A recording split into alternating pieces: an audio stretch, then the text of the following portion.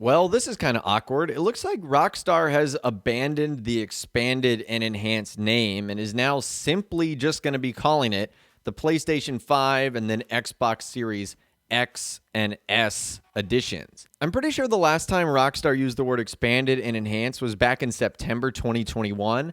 Now remember that these PS5 and Xbox Series versions were supposed to release alongside the Grand Theft Auto Trilogy, the Definitive Edition.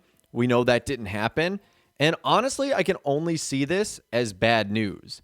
So we heard from Rockstar Games insider Tez Funds 2, who ended up saying this: looks like Rockstar abandoned the expanded and enhanced tag and now simply refer to them as PS5 and Xbox Series editions. Something definitely changed after 2020. To be honest, if you exclude the ray tracing and Hal's new workshop, you end up with what other companies do, just offering a free upgrade patch to current gen. We would have to see the pricing, but this ain't worth to be sold at $70. I was expecting a trailer, but we ended up with the same info from the community update article, just this time with a little bit new info and clarification. There's really nothing new for story. And that is true, and it's kind of depressing. So instead of enhanced and expanded, it's just going to be basically PC graphics with a few new cars and quality of life updates and a new introduction. Now, according to video games journalist and writer Cade Onder, who actually writes for Screen Rant, he was actually talking to a couple of guys in the GTA community, and he said that Rockstar actually talked to him and said that it is not going to be called expanded and enhanced, just GTA 5. So this is very interesting. I wonder why Rockstar ultimately decided to do this.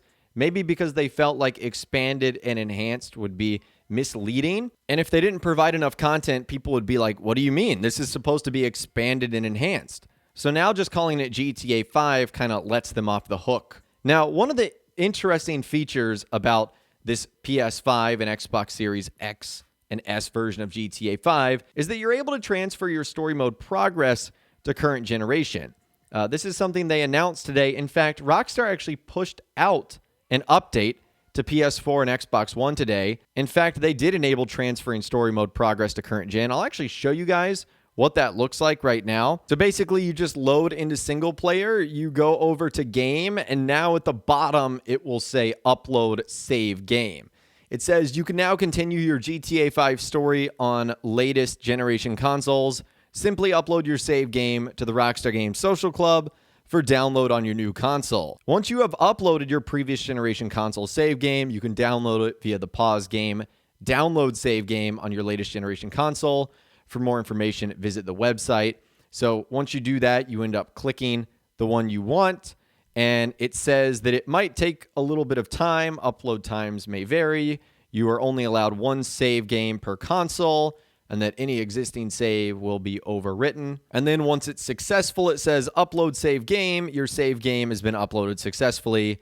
You can download your save game when you start GTA 5 on your latest generation console. That's pretty much it. And then it says the specific save is currently uploaded for download on your latest current gen console. So it really is that simple, but that was a new update that Rockstar pushed today so that you could do that exact thing right there.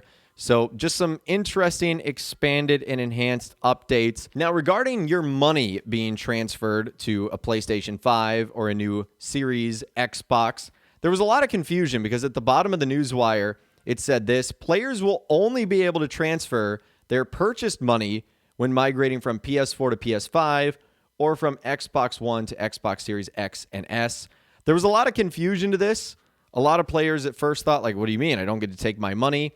What this means is if you have Shark Card dollars and you're on a PS4, you only get to keep them if you're on a PS5.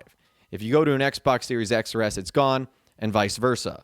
Well, apparently this was very confusing because Rockstar actually had to put out a follow-up tweet and actually edited their newswire so that there wouldn't be as much confusion. They said for GTA Online platform migrations, purchased money can only be transferred between platforms of the same family.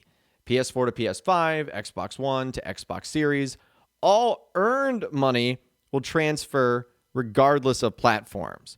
So what that means is, let's just call it, if you have earned $10 million by selling cars, by doing jobs, whatever the case might be, and you're on a PlayStation 4 and you move to an Xbox Series X, you will still have that $10 million. You're not going to lose it. I know that's a little bit confusing. That was not the best of wording by Rockstar, but I'm glad that they have really clarified things up here because, again, that was very confusing at the very beginning. And the last thing that's still very confusing is we don't know the price of this game. Is it going to be a free update?